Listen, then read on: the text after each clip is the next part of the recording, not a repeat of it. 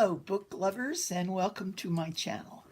I'm Peg, and I like to talk and talk about any kind of speculative or experimental fiction. Today, I'll be doing my part of my first book tag. I've been tagged by the famous Steve Donahue for the tag that he just did himself called End of Summer Book Tag.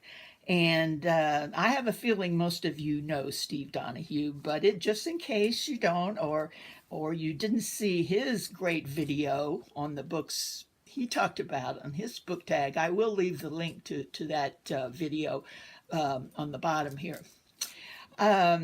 Steve has just been great about helping me get started on my new channel and suggesting that me on his, and I hope I can live up to his recommendations. I have the feeling that most of you on here probably know about me through him, but this is great because I've been looking for people that know Steve Donahue so I can talk to him about something. Have you ever noticed when you look at his videos all the wonderful facial expressions that Steve has? I mean, sometimes I turn off the sound and just look at his facial expressions, and you can tell when he opens those new books exactly what he thinks of them. It's funny, especially when he doesn't like them or thinks he won't like them. Anyway, let's get away from Steve now. Oh, well, one more thing I have to say. On his video, one of the categories in the tag is books that you wished you had read this summer. And the one he mentioned was Spoonbenders by Daryl Gregory. Now, this is a science fiction novel. And is that my specialty? Yeah. And you know what? He did describe it and said he really wanted to read it, and mentioned that it was about a family of psychics, and he thought it would be good. So immediately I tuned in, and I remembered I had seen that book at the library just that day. I go to the library pretty often, and looked at it, and I thought, it looks like a family saga or a coming of age story. Not my thing. But as soon as he started talking about it, of course, I got very interested. I just had to have it. The library was already closed, and I almost paid $13.99 and bought it from Kindle, but I thought, no, that's silly when you know it's sitting right there. So the next morning, first thing when it's open, I'm at the library, and I was able to check it out in my own little hands for free.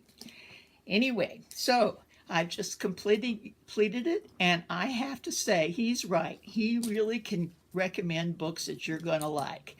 This was an excellent book. I loved it. It was just pure fun.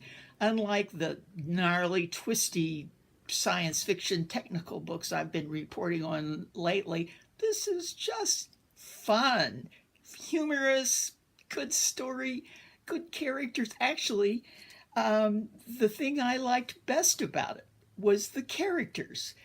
Science fiction often doesn't have real great characters, but this one did.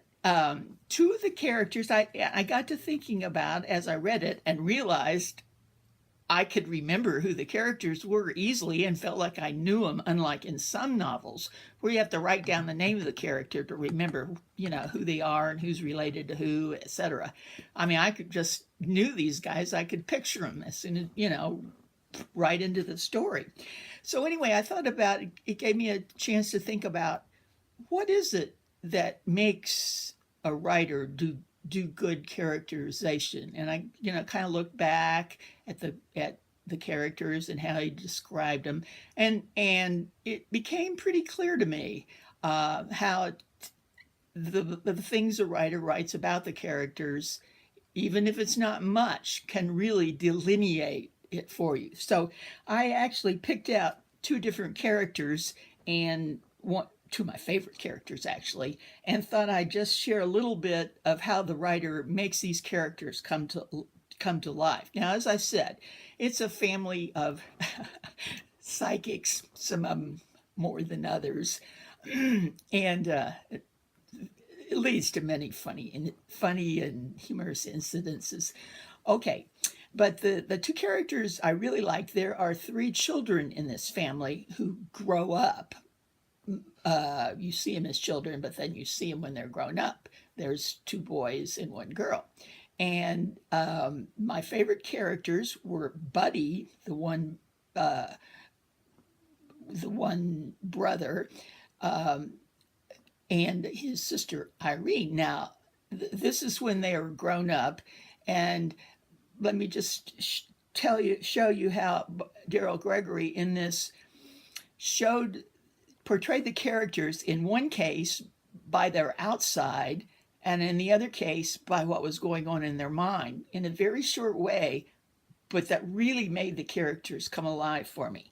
Okay, first of all, the character Buddy, who was actually quite obviously autistic, though brilliant, and actually a very likable character. He never had moved away from home, so he still lived in the family home with the dad, and kind of frittered his time away during the day in odd jobs and things. But there's a physical description of him that the author gives that just made me picture him. And where did I put it? Oh, I wrote it on my thing.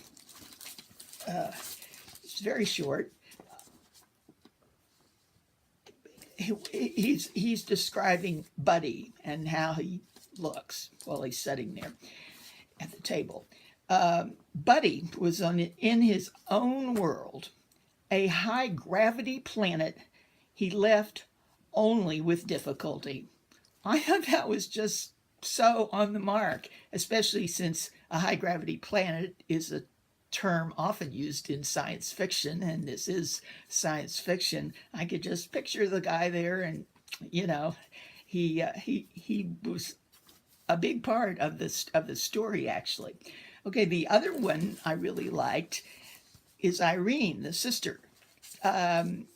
She is a very kind of sensitive soul, and I think the author portrayed her best in just a short paragraph I'll read that shows what's going on in her mind rather than what she looks like from the outside.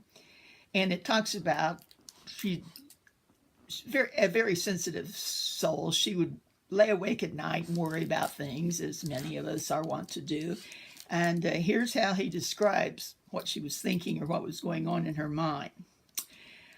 Irene was wide awake in the thin hours of the night, her mind churning along on the all-star tour of embarrassments, isn't that great, and mistakes. The tour could visit any decade and feature any number of characters from her past, even to strangers she hadn't known the names of. She'd remember a conversation, or more often, an argument, and try desperately to get her previous self to say something smarter or kinder or nothing at all. But yesterday Irene's behavior, however, was almost willfully resistant to modification. Isn't that great? Okay. I don't need to tell that much more about the story. I just have to say it was the most fun thing I've read all summer. Therefore, I'm fulfilling two of the categories in this tag with this one book. It was my favorite book of the summer, and I thank you so much, Steve, for recommending it. I think you should read it right away. It probably won't take you more than 20 or 30 minutes, and I'm anxious to hear others' viewpoints on it. And it also filled the category of my favorite character this summer, and I'll have to take Irene, though I really like Buddy too. Okay, I'm not going to go on with all the rest of the questions right now, but I'll probably get back to the rest of them later. So thanks, and I'm sure Steve would like any of you to take this tag and make a video on it. So I don't know that many people yet. So please, if you think you'd like it, do one. It's a great ending to your summer reading. Okay, thanks. Bye.